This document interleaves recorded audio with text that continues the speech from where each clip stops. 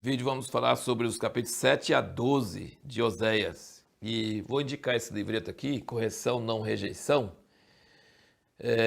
Essa capa fica parecendo que é um livreto sobre criação de filhos, mas não é. Esse livreto é todinho sobre o livro de Oséias. É o Bob Mumford que escreveu, o patrono de Deus, que deu um áudio sobre essa mensagem e nós transformamos num livreto.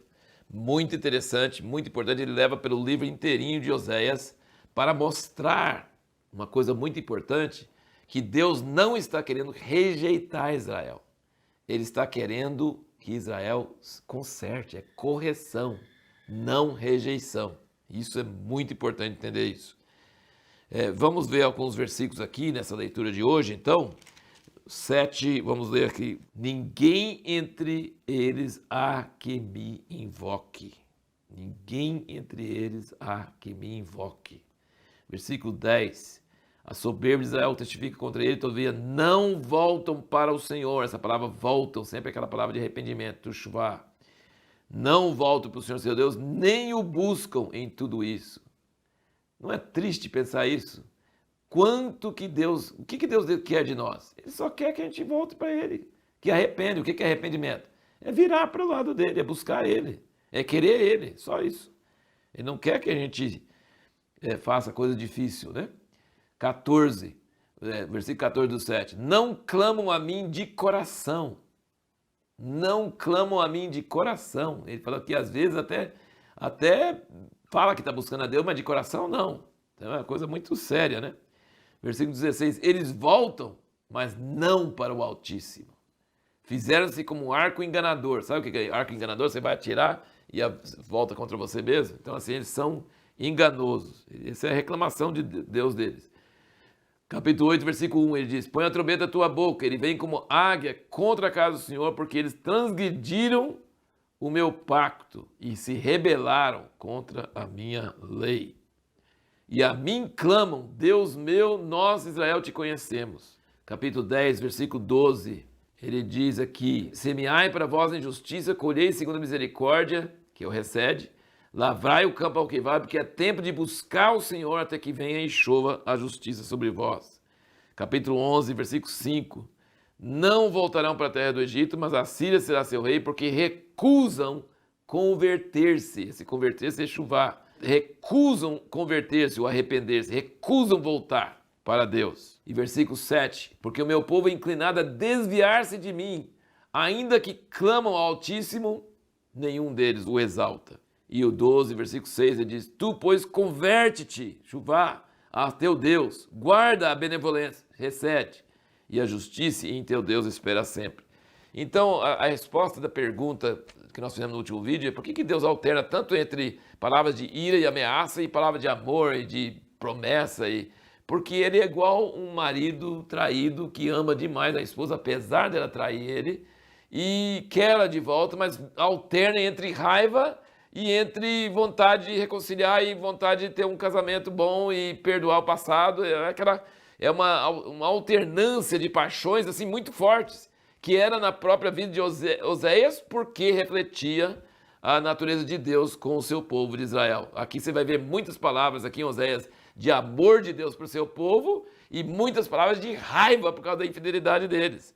E aí quando ele fala que eles voltam, mas não voltam de coração, não sei se você já conheceu, mas tem pessoas que traem o cônjuge e depois volta, mas fica um restinho, fica uma coisinha, não volta de coração mesmo, ainda está pensando naquele outro, sabe? Ainda está ligado a ele. Voltou por conveniência, talvez, voltou porque acha que é o certo, mas o coração não voltou. E aí esse livro de Oséias está mostrando que Deus tem uma frustração com o seu povo, que ele quer que eles voltem de coração, e não só, que volte de todo o coração e que seja restaurado um casamento realmente correto, né? Assim, nós chamamos isso, a pessoa fica ainda enfeitiçada por seus amantes, né? Ainda fica atraída por seus amantes, não volta para o Senhor com todo o coração.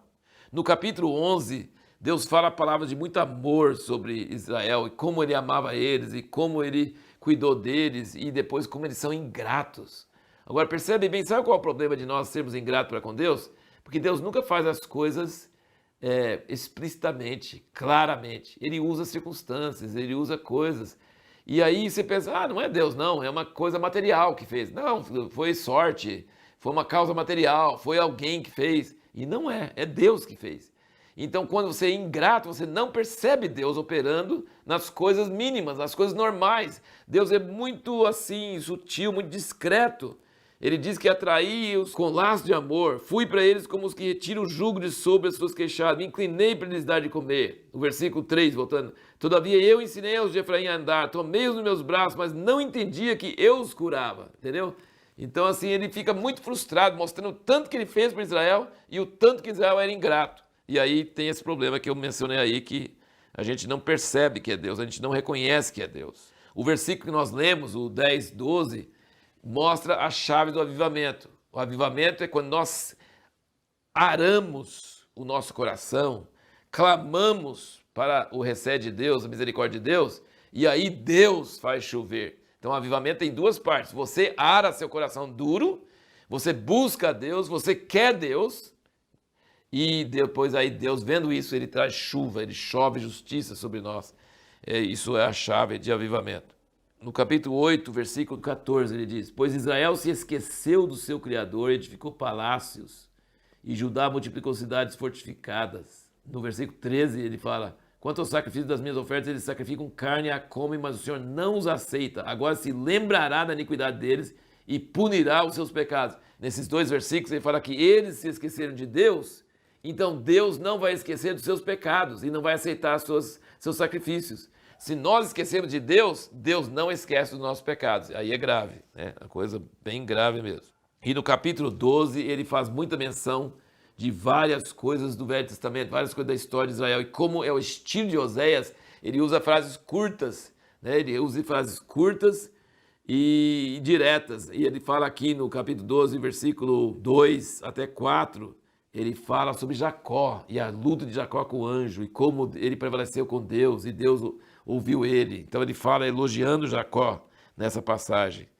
Depois também ele fala sobre Moisés também, no versículo 13, ele fala que o Senhor, por meio de um profeta, fez subir Israel do Egito, Moisés, né? E por um profeta foi ele preservado. Então assim, você percebe que Oséias, ele é bem direto e ele vai citando e vai pulando de um assunto para o outro e tal, mas quando você vai ver, ele vai citando várias coisas do Velho Testamento. Até no versículo 12 ele fala: Jacó fugiu para o campo de Harã e Israel serviu para uma mulher, sim, para uma mulher guardou o gado. Então assim, ele cita várias passagens do Velho Testamento em um versículo só, e mostrando como Deus cuidou de Israel, zelou para Israel, como Deus tem uma história com Israel, porém o Israel é ingrato, infiel e trai o Senhor e quebra a aliança com ele. E a pergunta que nós vamos fazer para o próximo vídeo é: como que o profeta Joel, resume num livro tão curto todos os pontos principais dos outros profetas?